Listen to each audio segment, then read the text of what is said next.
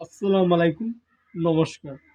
আমি খুব বিপদে পড়েছি আমার মায়ের জন্য। মা আমার খুব অসুস্থ। আমার গ্রামের পাশের ডাক্তারের কাছে নিয়ে গেছি।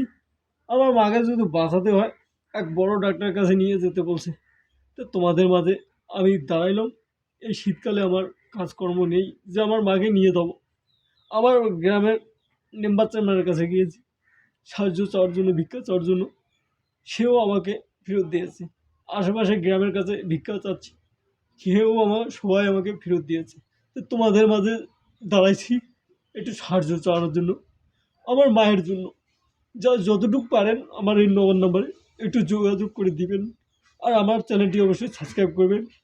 একটু আমার মার জন্য দোয়া করবেন ভাই, প্লিজ। আমার মা যেন সুস্থ হয়, আমার মায়ের জন্য এত কিছু করতেছি। প্লিজ ভালো থাকবেন। আসসালামু আলাইকুম, নমস্কার।